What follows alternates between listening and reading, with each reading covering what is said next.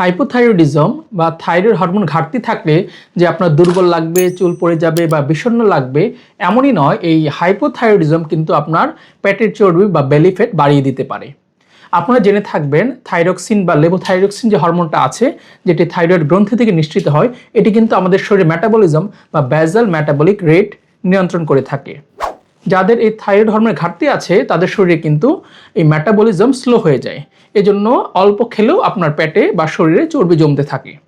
এবং যাদের এই থাইরয়েড হরমোন নিয়ন্ত্রণ না থাকে, আপনি যত এক্সারসাইজ করেন বা খাবার দাবার কম খান, তবুও কিন্তু আপনি আপনার ওজন কমাতে পারবেন না। তাই যাদের থাইরয়েড সমস্যা আছে, অনেক সময় রোগীরা আমাদের কাছে এসে বলে আমি কিছু না খেলেও আমার ওজন বাড়ছে বা আমি পানি খেলেও আমার ওজন বাড়ছে, এরকম কমপ্লেইন আমাদের কাছে রোগীরা এসে করে থাকে। তাই আপনি থাইরয়েড হরমোন যদি নিয়ন্ত্রণ না করেন তাহলে কিন্তু কোনোভাবেই আপনি ওজন কমাতে পারবেন না। তাই যাদের থাইরয়েড হরমোনের সমস্যা আছে এবং ওজন বেড়ে যাচ্ছে বা পেটের চর্বি বেড়ে যাচ্ছে, আপনি একজন এন্ডোক্রাইনোলজিস্ট বা হরমোন বিশেষজ্ঞের শরণাপন্ন হবেন। উনি পরীক্ষা করে দেখবেন যে আপনার থাইরয়েড হরমোনের মাত্রা নিয়ন্ত্রণে আছে কিনা। এছাড়াও থাইরয়েড হরমোনের ঘাটতি থাকলে বা হাইপোথাইরয়েডিজম থাকলে আপনার শরীরের বিভিন্ন অংশে পানি জমতে পারে। যেমন অনেকে বলে পায়ের পাতায় পানি চলে আসছে বা পায়ে ব্যথা করছে বা মুখটা ফোলা ফোলা বা চোখটা ফোলা ফোলা ভাব, এই ধরনের সমস্যাও আপনার হতে পারে। সবসময় যে আপনার হাইপোথাইরয়েডিজম বা থাইরয়েডের জন্য ওজন বাড়ে সেটি নয়।